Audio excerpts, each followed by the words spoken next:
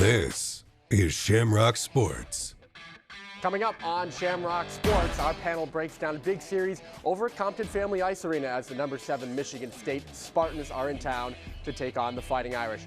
Then, Irish men's basketball head coach Micah Shrewsbury came to the studio this week. Our Trey Cody got to sit down with him. We'll show you a little bit of that interview. And then finally, NDTV swimming analyst Cooper VanDriessche stops by to break down a big weekend at Rolf's Aquatic Center last weekend. All that and more. So glad you joined us. This is Shamrock Sports.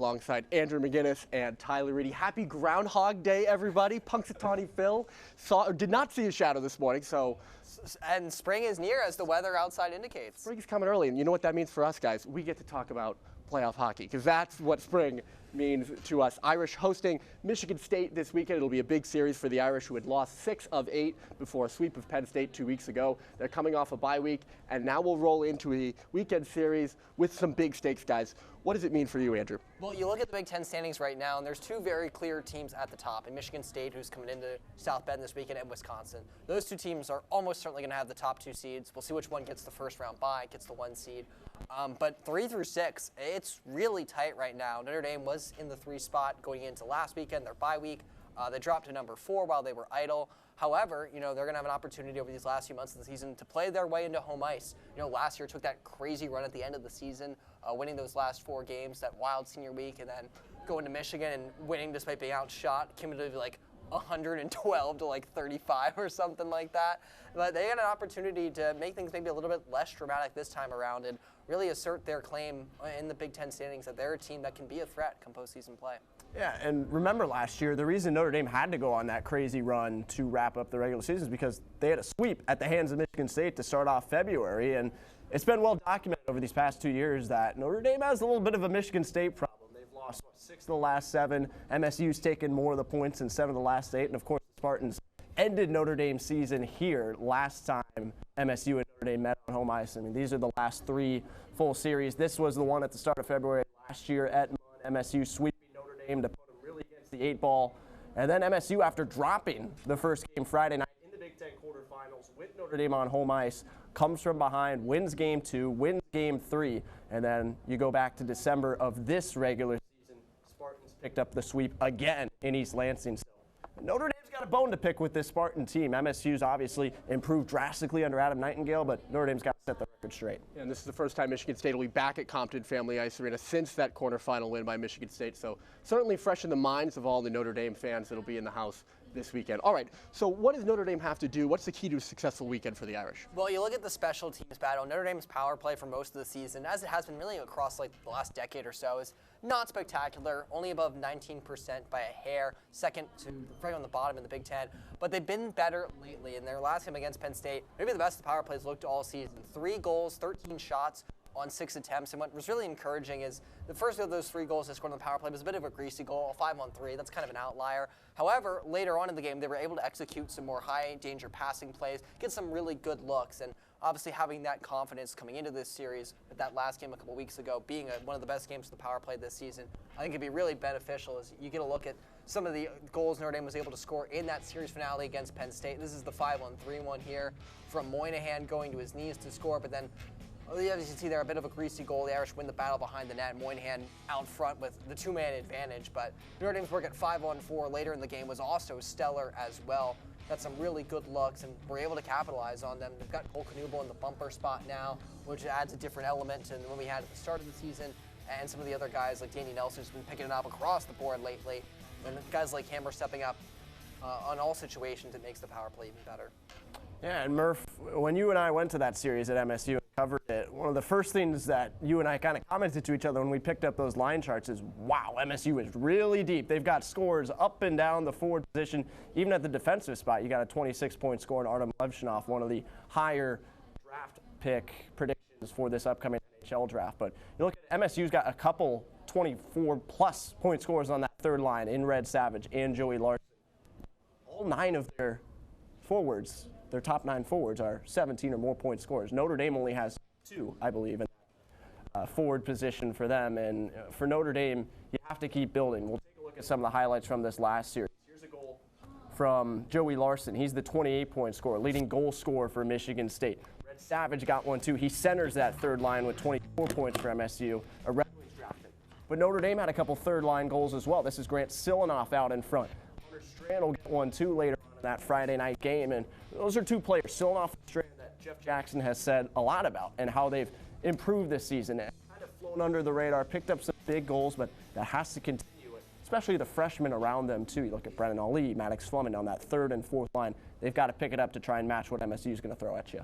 Yeah, and for me, it's a particular area on the ice. When we were up at Michigan State that last series, it was a lot of the net front battles. It was a pretty low-scoring series, and the Irish just didn't win enough net front battles in their own zone and in the offensive zone to get enough goals.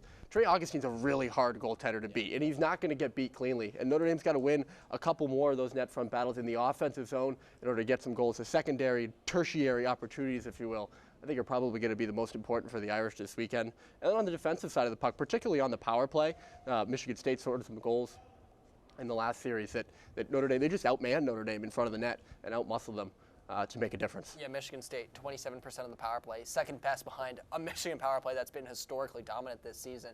And talking about what Tyler was mentioning earlier, they've got a lot of guys back from last year's team. They were able to score on the power play against Notre Dame in that game 2 and that big comeback win to extend their season. They've also added Isaac Hauer, transferred, who was a first-round pick from the Tampa Bay Lightning. So just a lot of dangerous players all around for Michigan State, and it's shown on their work on the man advantage and their penalty kill. Notre Dame obviously has a good penalty kill most years. They've got a solid one this season, so it's going to be key. They're going to have to step up in those big situations and limit Michigan State's offense. Absolutely, and we want to take a step back as well and take a look at the 30,000-foot view, if you will, from this weekend.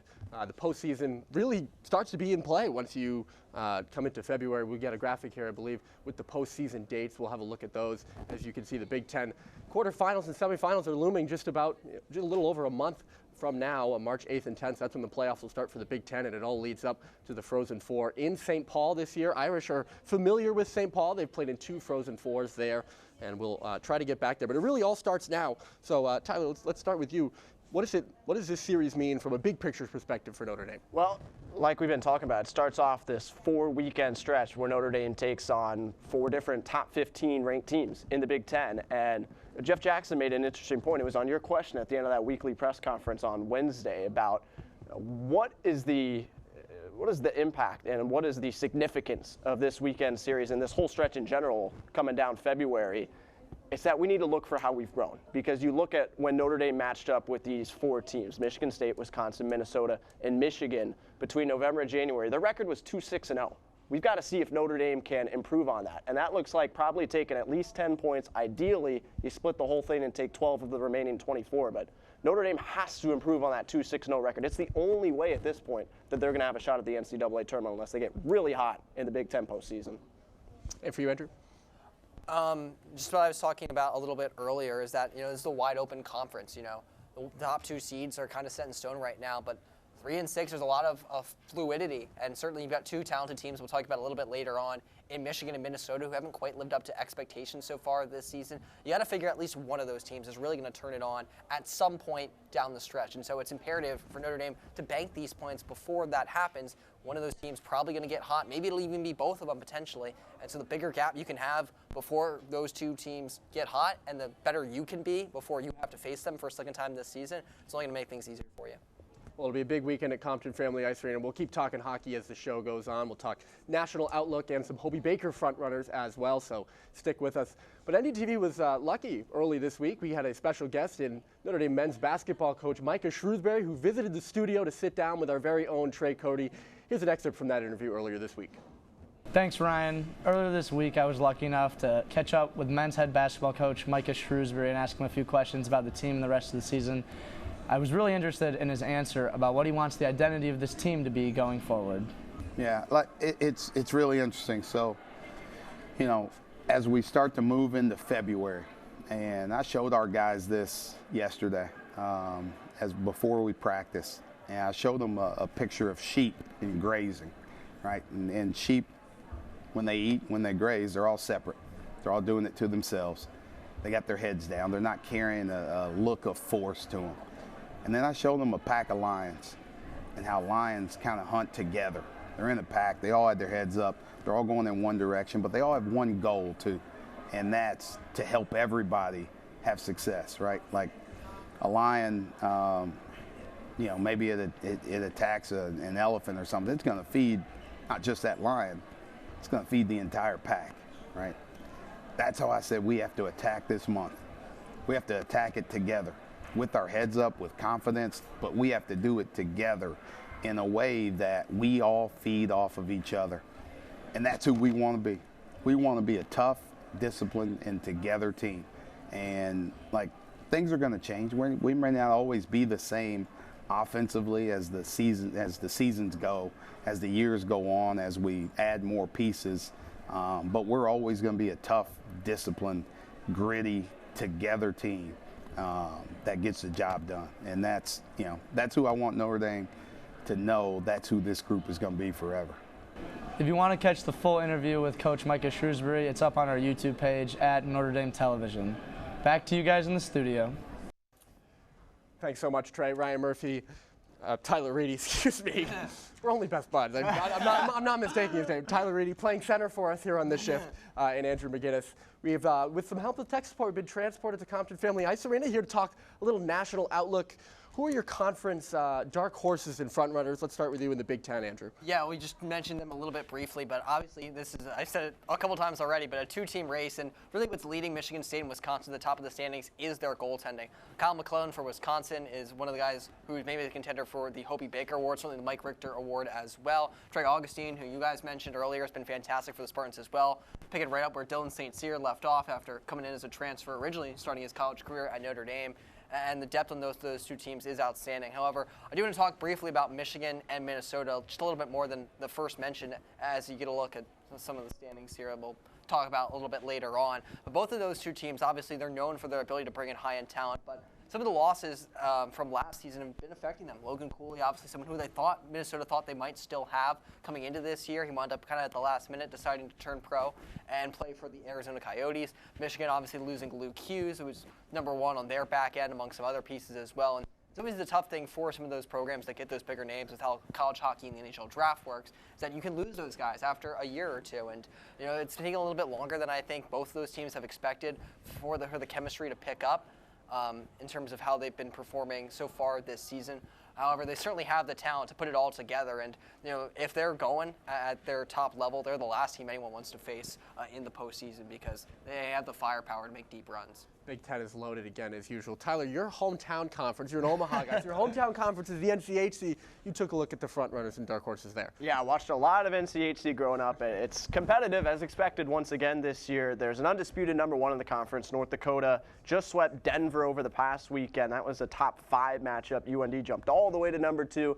They should win the Penrose. I'd be very surprised if they don't. Denver's kind of been all over the place. They've had some really high highs, some very low lows, but they're still firmly inside the top 8 nationally. And you look at the NCHC standings themselves, there's a jumbled mess from 3 to 6. Remember, top 4 teams host. There's no buys in the NCHC with it having 8 teams. Colorado College, Denver, Western Michigan, Duluth, all separated by 4 points. How about what CC's done as of late? Earlier on in December, went to North Dakota in Grand Forks, got 2 overtime wins at the Ralph.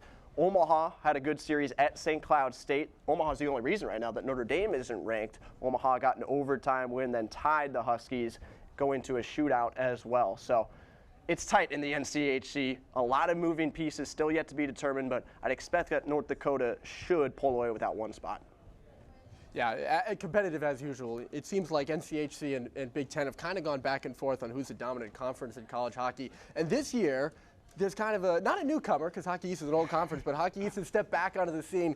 And for me, I think the front runner of Hockey East is Boston College. We saw them here at Compton Family Ice Arena. They obliterated the Irish at Compton Family Ice Arena.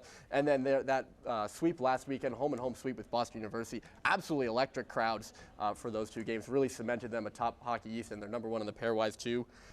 Led by that freshman line has been phenomenal. Gabe Perreault, Will Smith, and Ryan Leonard have led the Eagles. Cutter Gauthier as well, big leader on that Eagles side. My dark horse out of the Hockey East, I know it's not really big of a dark horse because they're third in the conference and fifth in the pairwise, but if you thought that I was going to come on NDTV's first ever hockey show and not talk up the University of Maine Black Bears, you're absolutely wrong.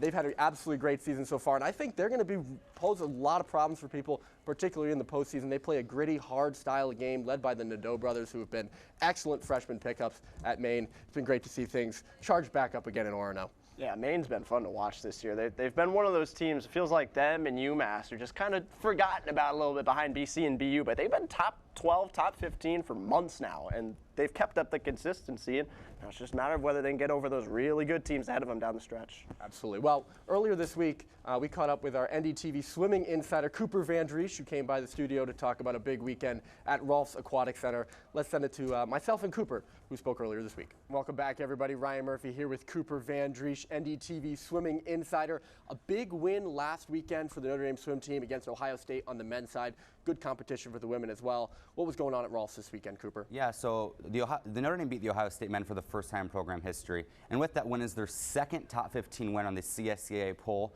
in the season. And that's the first time they've done that in program history. Huge for the Irish and for Chris Lindauer in his second season. Now we're going to talk about the men first, and we're going to talk about Chris Giuliano, the backbone of the Notre Dame men's team and a USA Swimming national team member. Let's roll this clip from Nationals last summer where he made the World Championship team. This is his start. He does a great job as he tugs on the block, and we're going to watch his breakout, and we'll pause the clip. And then there's that great breakout. You can see right here really well, his shoulder pops up as he breaks out. So he's getting that propulsion right away. He's pulling that hand down, he's coming around and start that stroke cycle. What Chris does really well, he does a good three-quarter catch-up. And that's what the swim coaches say the best swimmers that separate good from the best. That three-quarter catch-up, you come all the way around, and before you're all the way, that's when you start your next stroke. Crucial for fast propulsion. That's what Chris Giuliano has. And he gets it well off the start when he breaks out from that underwater, which we'll talk about with Madeline Christman on the women's side. But as we're going to move on, let's play the clip, and we'll see the finish here, what he does really well. Finishes the break, and as we come to the wall in slow motion back in lane one, what Chris is going to do really well, he's going to pop his shoulder up and touch that wall down and got his head down. Pause it here. Well, let's take a look at the times. Chris touched it a 47.98. Matt King, the national champion in 2022, touched it a 47.99. 1/100 of a second, the smallest margin possible to win by. And this allowed him to get an individual swim at the World Championships, which is huge for Notre Dame. He was the first ever male swimmer to make a World Championship team for the U.S., and he won a silver medal as part of the 4x100 meter freestyle relay. And these little things he did here in long course, yes, this is different collegiate competition, it's the same stuff he does in short course. Amy Van Dyken, who called the ACC championship last year when Chris won the 200 free, she said that he won because he just got that best touch. She's like, don't cut your fingernails, get your hand on the wall first. Now I think that might be a little bit of an odd comment. It's very true because this smallest of margin is how he was able to get an individual swim and make history for Notre Dame and continues to make history as he currently has the third fastest time in the 50 freestyle in the country and fourth in the 100. So huge swims for Chris as we move on to championship season. Now we're going to take a look, and I think, at the women. Now let's take a look at the women here, and just picking up on that, swimming, sport of inches or maybe just fingernails. Let's talk about the women now, Cooper. Yeah, so we're going to see Madeline Christman. She went a 1:53.27, lane 5 right here in the 200 back. She used that backstroke wedge, only allowed in collegiate competition and professional competition. Allows her to get a good propulsion off her start and go in that deep underwater, the 5th stroke of swimming. And what's good about Madeline's underwater is that she uses them like a stair. She dives down off the wall and she climbs up with each kick. That's what Michael Phelps did and made him so good at the underwaters. And as she goes, you see her breakout's really good. We're going to see her last turn as going this last wall. This is when the natatorium's the loudest. And as she breaks out, that pops that shoulder, good, important on a breakout, and she picks up her tempo. You see that 6-beat kick, which is crucial on the way home. This is when you feel like a piano's on your back, but you got to get your hand on the wall. And as she dives down, it's finished out a lot of swimmers use at this level. You see her coaches go crazy. That's Kelsey Dahlia, an Olympic champion at the 2016 Rio Olympics, going crazy because she just went in the 11th fastest time in the country, and her finish was part of that. Now, a lot of younger swimmers will go straight up on the finish, and that's because the fastest place from one point to another is a straight line. But because Madeline has trained this finish, she needs to keep it that way because it would do her more harm than good to change at this point of her career, especially when she swam at Carmel, the most dominant swim program in the country. So she learned those basics early on, and that's why she went that 1:53 to go the 11th fastest time in the country. Those little things, the underwaters, the start, and ultimately that tempo on the way home to get her to the wall with a 1:53, the 11th fastest time in the country. NDTV swimming insider Cooper VanDriessche with the latest. Back to you guys on the desk. Welcome back to Shamrock Sports. We're back on the desk, and as we mentioned earlier in the show, calendars turn to February. It means it's time that we can talk Hobie Baker frontrunners given to the most valuable player in college hockey. Andrew, let's start with you. Who are you looking at? Well, there's two ways to win a big award like the Hobie Baker. The first is to be just the best player in the nation, like flat out, like by such a big gap that there's no way you can't win the award. The second is by still being very, very, very good, but by also having a really good story behind you as well, too. And there are two guys I want to look at. First, who have the good stories going for them. The first of which is Macklin Celebrini, 17-year-old who's been fantastic this year, the expected #1 overall pick in the 2024 NHL draft. Get a look at some of the work he did at the U8 or the U20 World Juniors for Team Canada, lighting it up for them there. He's one of the top scorers this season in college hockey, as expected, leading a BU team that's been top 5 basically the entire season and is expected to go deep in the postseason as well. Just has all the talent you could possibly imagine. Basically about as hyped up as Connor Bedard, I'd say, maybe slightly below, but I mean, certainly someone who's worthy of being a first overall pick, and whichever NHL team is fortunate enough to get him is going to be really lucky. He figures to be a first-line scoring forward for years and years to come. Kyle McClellan, we mentioned him briefly earlier, the starting goaltender for the Wisconsin Badgers. One of the worst teams in the Big Ten the last couple seasons, but he's really helped them turn it around. Top 5 in the nation in save percentage. He's been a workhorse for them. And the third guy I want to highlight is someone who I haven't really heard much talked about, both in terms of NHL potential and also just his impact on his team's success. That's Massimo Rizzo, who's leading all the college hockey landscape in scoring this year. And I promise I'm not just bringing him up because he is a Philadelphia Flyers prospect, but I think that's the only reason why I'm aware of the guy, really, is that he was part of a minor trade the Flyers made in the offseason as part of kind of the Tony DeAngelo saga with him going back to Carolina. Technically it was a separate move, but it was probably related in terms of why the Flyers were able to get him. There's concerns about how he'll play in the NHL just because he's a smaller guy. He's not necessarily an elite skater. But in terms of what he's done for the University of Denver this year, it's been fantastic. And they're familiar with Flyers products. They had Bobby Brink leading the way for them a couple years ago, and they won the national championship. And Rizzo's got a chance to make the same impact for the Pioneers this year. Yeah, Rizzo's been lighting it up for Denver. Tyler, who would you like to highlight as your Hobie hypothesis since you so well put on our graphic? Well, you guys kind of took all the stars first. I was late to the party. So I'm going to cast a wider net with this one here and just go with two teams that have players up and down the upper echelon of the scoring rankings. That's Boston College and Michigan. They have a combined 9 players with at least 30 points. That's ridiculous. And I mean, you just need one of them to get really, really hot, have some postseason moments in this final month, and who knows, maybe you're talking about a latecomer to the Hobie Baker conversation. BC has a couple superstars on that line with Will Smith, Gabe Perreault, Cutter Gauthier, who we referenced earlier, is in there too.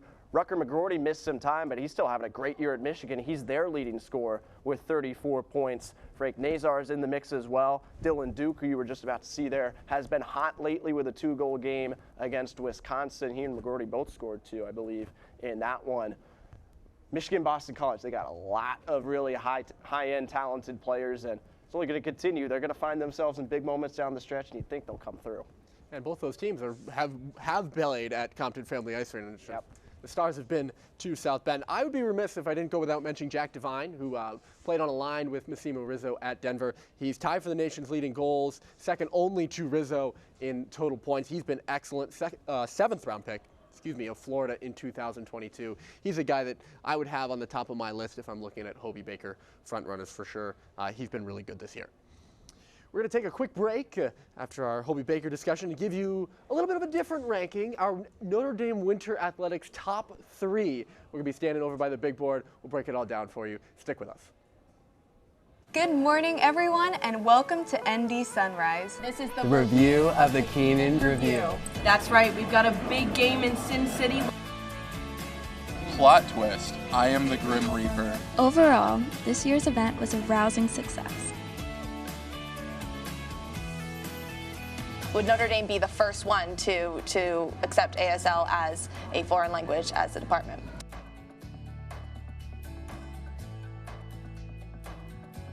Once again, I'm Elena Morgan from ND Sunrise, signing off. Welcome back to Shamrock. We are in spirit. We got our Notre Dame jerseys on. We're excited to break down our top 3 things in Notre Dame Winter Athletics. I think I'm up first if I scheduled it all right. So let's throw it up there. Let's get started. I went with a game event theme, if you will. So my third thing, if I can remember the order right, My third thing, basketball games, great tradition. The observer laid on all the seats in front of the student section, tear it up and throw it in the air after the first field goal. One of my favorites. I just keep playing with it as the game goes on. I think it looks awesome on TV if you ever see it. So that's my third favorite thing. It's been fun to attend some more men's basketball games than I did last year. My second favorite thing, got to give a shout out to the hockey band. Tyler knows. We're both big fans of the hockey band. They bring the energy every game, really. Yes, they do. Matt Merton, the director of the hockey band, is incredible. The goalie chants they do, the things they do to get in everybody's head is just hilarious. It's like a cult at this point. It is, and I remember the first Notre Dame hockey game I went to was actually a Manchester Regional back home. In Manchester, New Hampshire, and the band was there, and I was like, I missed my calling. I should have been with them. They look like they're having a lot of fun. That's my second favorite thing. And my first, anyone who knows me, I'm a huge fan of pregame hot chocolate. I go to the concession stand. As soon as it opens up, I grab my hot chocolate. It just means winter sports to me. So those are my top three things in Notre Dame winter sports. I think you're up next, McGuinness. Yeah, I'm going to take a bit of a more immediate view and look at some of the top three athletes across Notre Dame winter sports so far this year. Number 3, men's basketball as a team, obviously not having the best season. I think that was kind of expected. What I don't think was expected was how good Marcus Burton was going to be. Basically right from the get-go, he was Notre Dame's leading scorer in his very first game, sort of freshman record for most points in an Irish debut, and really has been very consistent throughout this season. He looks like someone to build around for Micah Shrewsbury and company. I know someone he was very excited to talk about with Trey Cody earlier in the show, certainly, and someone who's a big building block for this Irish team.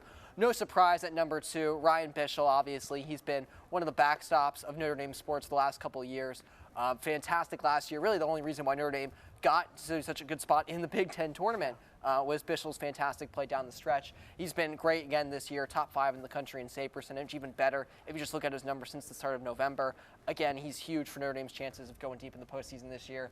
And I mean, number 1, how could you say anyone else? I mean, she sets a new record basically every single night, it seems like, and that's Hannah Hidalgo. 35 points last night, part of that big women's basketball victory against Georgia Tech with a 26-0 run. Hidalgo almost outscored the Yellow Jackets herself, in fact. I mean, she's just been one-upping herself all season. It's going to be fantastic to see where she is in the all-time Notre Dame records, not just at the end of this year, but at the end of her Irish career, because it looks like it's going to be a stellar one. Yeah, Hannah Hidalgo is really she's taken the Notre Dame sports scene by storm. Tyler, you went with even a third theme. What'd you go for? Yeah, so like Andrew, I did one of each sport here, and I did top 3 winter sports games so far. And I'll start, like Andrew, with men's basketball. That Georgia Tech game on the road on January 9th, that's my number 3, an overtime win. And this is kind of twofold. First, we know Georgia Tech, they've beaten Duke, they've beaten UNC. To beat them on the road, to beat Georgia Tech on the road, that's a pretty big deal. And this game also was part of the completion of the ACC Circle of Sicko, where you can go around in a circle and every team has beaten every team. It's just a whole chain link of teams beating teams. My number 2, we'll go back to the ice, the BU game on October 20th. That was a 4-1 win. Murph and you and I both came back from fall break a little bit early to see that one. And whenever you can take down a team that's been hanging around the top 5 all year on home ice, that's a big deal. And my number 1, back to women's basketball, back to Hannah Hidalgo. This past Saturday, the victory at UConn, a convincing victory against a top 10 opponent where it seemed like everyone was counting Notre Dame out, but they just went in there, absorbed a couple runs early, and pulled away late and got the job done. But hey, hopefully we'll get a new number 1 on the ice this weekend. My mom, my sister are in town, shout out to them. So we'll see if the Irish can get it done. It's going to be fun. There are plenty of moments still left in the Notre Dame winter sports season. February looking up to be a great month. That's our show for you here on this Friday afternoon. I'd be remiss to mention that if you've enjoyed the hockey talk, I got to plug our WVFI radio show. The 3 of us are on for 5 for Fighting Irish at 6 p.m. on Monday, so make sure you check us out. Keep following with the hockey talk. But not to mention Murph and I tonight. I was just going to say, we're also on the radio tonight. Andrew and I have the call on WVFI. 7:30 puck drop at Compton Family Ice Arena. For Tyler Reidy, Andrew McGuinness, my name's Ryan Murphy. Thanks to all of our wonderful staff behind the scenes, and thank you for joining us. Enjoy the rest of your weekend.